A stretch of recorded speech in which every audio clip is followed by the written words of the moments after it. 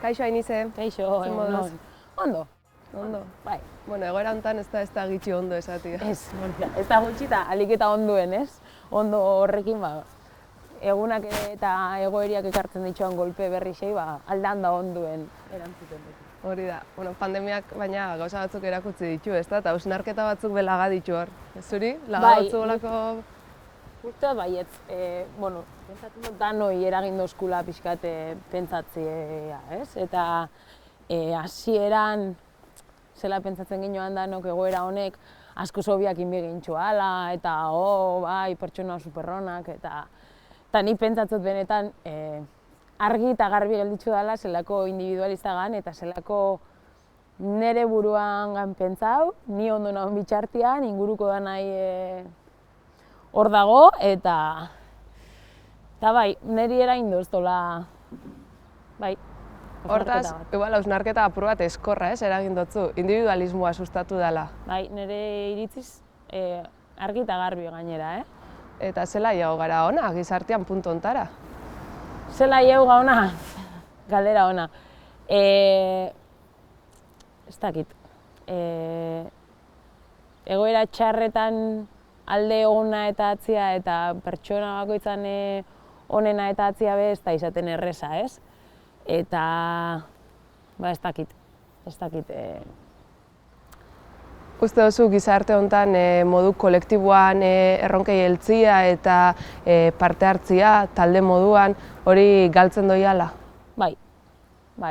Eta pentsatzen dut herri parte hartzaile baten bizi naizela, baina orokorrian gizartiei behiratuta pentsatzen dut bakoitzak daukune bizi eredu honekin eta lan kargakin eta ez gala bate kolektibokuak, ez parte hartzaileak, ez bakoitza gure burua, aurrerain gure buruakin eta gu zoriontsu gain bitxartian inguruko danak ez dozkula asko inporta, ez? Eta pentsatzen dut buelta bat emon bijaula egoera horri eta bakoitzak aldan aletxo txiki bat ipini biko ginkuela egoera hori aldatzeko, ze bestela ez dakin ize puntutara jau egan, ez? Herri parte hartzailea bizi zarela esan duzu hemen antzuolan, adibidez? Jo, ez dakit, hori iruditzen jate, igual herri txiki badalako eta kolektibo sensazioa eukitzia errexagoa dalako, ez? Baina, jo, ez dakit, pandemian adibidez, inzan talde bat, etxian ertin ezin da gelitzu zanak eta bai konprakitzeko edo basurak etaratzeko eta bar, bai inzan taldetxo bat eta voluntarixo hasian taldeko parte hartzaileak, ezta? Eta, ez dakit, adibidez olako ekimenak eta arrakastatxoak izaten dira, herrixan hor da, nik uste dut bai herri parte hartzaile bat badala, antzuela. Eta norberak ipentzen daren alia be bada garrantzitsua, ez da esan duzu, apurka-apurka jungeinkela bide hori zabaltzen, ez dakitzuk zure egunerokotasunean halako zeo zer egiten duzun. Beira, nik egiz esango dut. Ni daukaten ordutegi eta lan kargakin be bai, kontziente naiz, ez naizela oso parte hartzaile ona. Ez toztalatzen jendean ordutegixetan, jendeak libre dauzkan ordutegixetan eta jendea elkartzen den ordutegixetan, ni beti naho lanean. Orduan, bileretara o itxendan olako ekimenetara juteko, ez naiz izaten lagunik onena esango. Baina ni bai, ez dakit, saiatzen naizena da aldotenetan aportatzen. Ez dut gauza hundirik itxe, baina, behintzet, ez? Aldotenean, zerbait, elkartu, nire iritzisa eman eta ikusi zerrin leiken hobetzeko egoeria, ez? Eta gero, ustotena bai, itxotela da, behintzetez oztopau.